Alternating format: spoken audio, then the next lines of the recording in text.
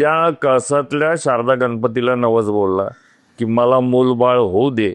1894 14 September हा गणपतीचा स्थापनेचा दिवस होता. त्या दिवशी त्या दिवशीपासून गणपती उत्सव आज इथं झाला. जवळजवळ 132 वर्ष निर्विघ्नपणे हा उत्सव चालू आहे.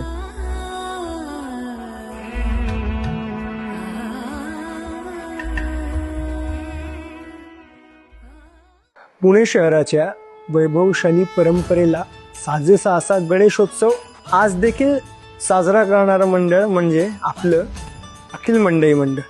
आणि गेल्या अनेक वर्ष या अखिल मंडई मंडळाचं प्रतिनिधित्व म्हणजे अध्यक्षपद भूषवत असणारे आपले अण्णाकाका. अण्णाकाका नमस्कार. नमस्कार.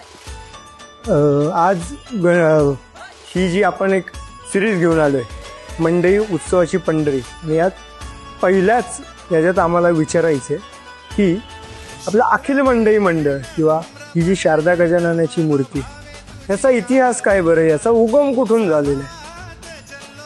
सगळ्यात महत्वाचं आमच्या मंडईतले एक व्यापारी लक्ष्मणराव उर्फ नाथुराम डोंगरे पैलवान, ते या मंडळाचे संस्थापक आहेत. 14 सप्टेंबर 1894 आपल्या मंडळाची स्थापना झाली.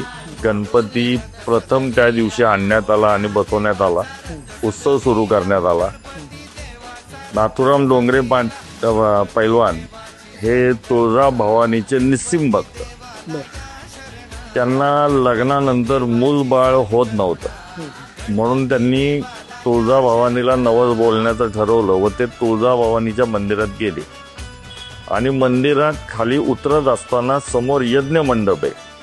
त्या यज्ञ मंडपाच्या कळसामध्ये शारदा गजाननाची मूर्ती, ती मूर्ती शिंदेशाही पगडी घातलेली. तर त्यांनी तुळजा भवानीला नवस बोलण्याऐवजी त्या कळसातल्या शारदा गणपतीला नवस बोलला की मला मूलबाळ होऊ दे. अशा पद्धतीचीच मूर्ती मी पुण्यामध्ये बनवून घेईन व त्याचा उत्सव चालू करेन. याचा अवकाश त्यांना मुलगा झाला. त्यांनी अशी मूर्ती बनवण्याचं ठरवलं. बऱ्याच कलाकारांकडनं त्यांनी प्रयत्न केला, परंतु पूर्वीच्या काळी राजा महाराजांकडं वेगवेगळे कलाकार आश्रित असायचे. सर्व प्रकारचे कलाकार आश्रित असायचे. सांगलीचे राजे पटवर्धन यांच्याकडे लेले नावाचे आर्टिस्ट त्यावेळेला खूप चांगलं काम करायचे. तर डोंगरे पैलवानांनी त्यांना राजांना विनंती केली. त्यांनी त्यांच्या कलाकाराला सांगितलं व त्या लेले नावाचे जे कलाकार आहेत त्यांनी ही मूर्ती साकार केली. आणि 1894 14 सप्टेंबर हा गणपतीचा स्थापनेचा दिवस होता. त्या दिवशी त्या दिवशीपासून गणपती उत्सव आज इथं झाला. जवळजवळ 132 वर्ष निर्विघ्नपणे हा उत्सव चालू आहे. पूर्वी या मंडळाचं नाव शिवाजी मंडळ होतं. इथं मिनर्वाचं एक मोठं पार्किंग होतं. मिनर्वा थिएटर होतं. आत्ता तिथं पार्किंग आहे. त्या थिएटरच्या बाहेर मंडप असायचा. त्या काळामध्ये पूर्वी तंबूमध्ये गणपती बसायचा, परंतु नंतर मांडव टाकून या उत्सवाची सुरुवात झाली.